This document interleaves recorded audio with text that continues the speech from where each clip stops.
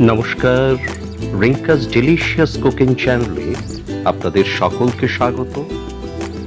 আজকে আমি নিয়ে এসেছি বাঙালির খুব প্রিয় একটি রেসিপি, বিশেষ করে ডিজার্ট রেসিপি। সেটি হলো পায়েস বা পরমান্ন। আর সেই পায়েসটা যদি হয়ে থাকে গোবিন্দভোগ চালের, তাহলে তো তার কথাই নেই।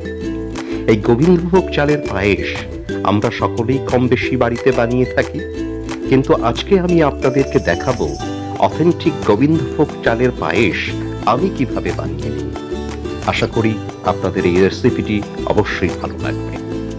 দেখুন, গোবিন্দভোগ চালের পায়েসের জন্য আমি নিয়ে নিয়েছি এখানে 2 লিটার ফুল ক্রিম দুধ, যেটি আগে থেকে একটু আমি জাল দিয়ে রেখেছি, এবং তার সাথে নিয়েছি এখানে দেখুন 100 গ্রাম গোবিন্দভোগ চাল। সবসময় এই রেশিওটাকে খেয়াল রাখবেন। যদি দুধ হয় 2 লিটার, চাল নেবেন 100 গ্রাম, তার কম নেবেন তাও ভালো, কিন্তু এর থেকে কখনোই বেশি নেবেন না। 1 লিটার দুধ হলে 50 গ্রাম চাল নেবেন, এবং কম নিলেও ভালো হয়। দেখুন, আমি এখানে 2 লিটার দুধের জন্য এখানে 100 গ্রাম গোবিন্দভোগ চাল নিয়েছি, এবং চালটাকে অল্প একটু হালকা করে ধুয়ে নিয়েছি একবার, কারণ চালের মধ্যে অনেক সময় অনেক নোংরা থাকতে পারে, সেই জন্য।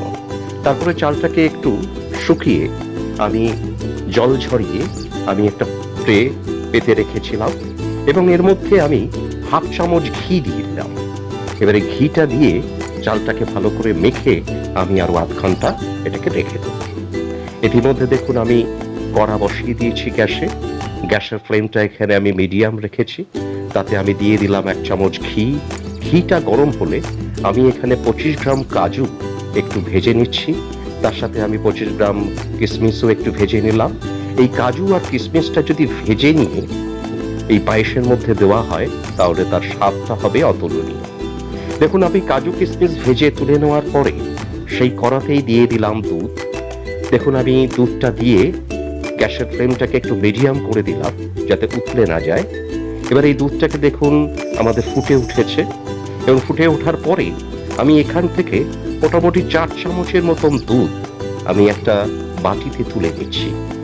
দেখুন, এই 4 চামচ দুধ তুলে নিলাম এই জন্যেই যে এর মধ্যে আমি মিশিয়ে নেব কিছু গুঁড়ো দুধ। আমি দেখুন এখানে 4 চামচ গুঁড়ো দুধ এই গরম দুধের মধ্যে আমি একটু মিশিয়ে গুলিয়ে নিচ্ছি। এই গুঁড়ো দুধটা যদি আমি পায়েসের মধ্যে ইউজ করি, তাহলে তার স্বাদটা হবে অতুলনীয়। দেখুন, আমি কড়ার এই দুধের মধ্যে 3-4টে এলাচ একটু ফাটিয়ে এর মধ্যে দিয়ে দিলাম, তাতে গন্ধটা ভালো আসবে। এরপর একটু নেড়ে নিলাম। এবারে দুধটা যখন ফুটে ওঠার পরে আমি আমার থেকে চালগুলো সব দুধের মধ্যে দিয়ে দিচ্ছি। এই সময় গ্যাসের ফ্লেম আমি সবসময় মিডিয়াম এই রেখেছি, একেবারে লো করার দরকার নেই। চালটা দিয়ে দেওয়ার পরে আমি ভালো করে চালটাকে নাড়তে থাকবো, যাতে কোনোভাবেই তলায় না লেগে যায়।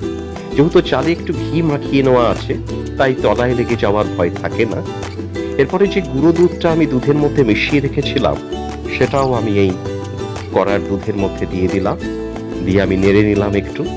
দিয়ে দিলাম 2টো তেজপাতা, যেটা পায়েসের অন্যতম একটা বিশেষ ফোড়ন, কিন্তু এটা আমি সাধারণত পরেই দিয়ে থাকি। এবারে আমি দিয়ে দেবো মিষ্টি। দেখুন, আমি এখানে ইউজ করছি মিশ্রি। আমি এখানে কুচো মিশ্রি ইউজ করছি 5 চামচ। আপনারা চাইলে বাতাসা বা চিনি দিয়েও করতে পারেন পায়েস, তবে চিনি দিয়ে পায়েস করলে একটু জল কেটে যাওয়ার ভয় থাকে। আমি এই কুচো মিশ্রি 5 চামচ দিলাম। আমি আমার স্বাদ অনুসারে, আপনারা আপনাদের স্বাদ অনুসারেই দিতে পারবেন।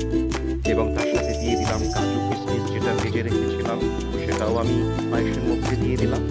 দিয়ে আমি গ্যাসের মিডিয়াম ফ্লেমে এটাকে একটু নেড়ে নিচ্ছি। দেখুন, দুধটাও আস্তে আস্তে ঘন হয়ে এসছে।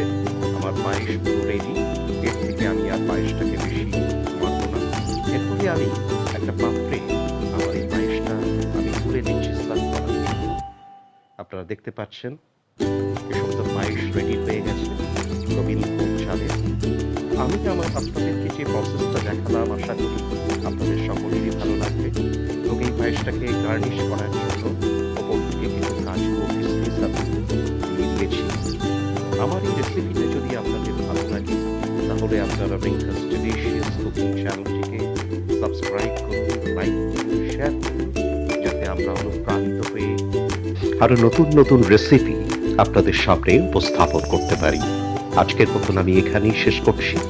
Thank you.